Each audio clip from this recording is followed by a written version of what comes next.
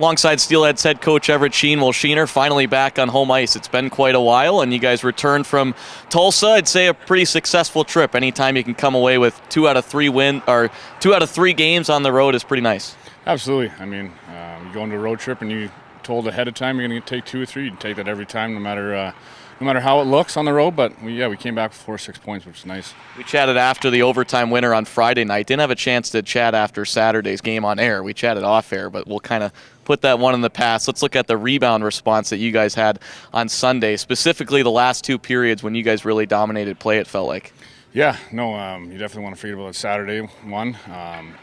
On Sunday, though, we came out slow again, down 1-0 early. I didn't think we were playing well, and our guys finally put it together and took over the last 2 periods and just kind of showed when we're ready to go and asserting ourselves, we're a very dangerous team, so it was a very good comeback win. In terms of this week, obviously a team you guys know very, very well in Utah, and you'll play them 8 times out of the final 20 games of the regular season schedule. You touched on it earlier this morning. Not only for you guys are these big points, but more so probably for them as they're kind of in that thick of attaining a playoff spot, and these are going to be playoff games, aren't they? Oh, absolutely they are. They're fighting for every possible point they can earn, and for us as well, we got to keep banking points, solidify our spot there in the playoffs, and hopefully challenge for the division lead at the end.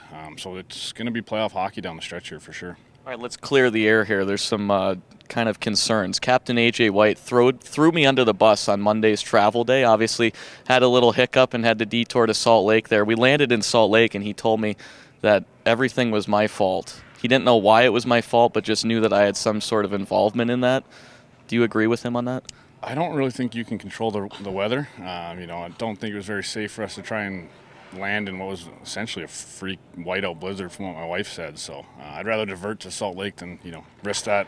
I wouldn't put that blame on you for sure. Okay, thank you. But in terms of more of a serious side of things, you guys actually wanted to practice yesterday, but with the long travel day on Monday, decided to give the guys the day off in what's been a really busy last couple of weeks. No, exactly. I mean, it's we were supposed to be home at like 1:30. Would have given the guys a day off. Essentially the rest of the day, and been able to have a good skate tomorrow. But being stuck on a plane for 6 hours really is actually quite tiring on your body. So we figured to give the guys a day off, refresh, and show up here and be ready to play today. Well, Coach, as always, we appreciate the time. Best of luck and have some fun tonight. Thanks for having me, Cam.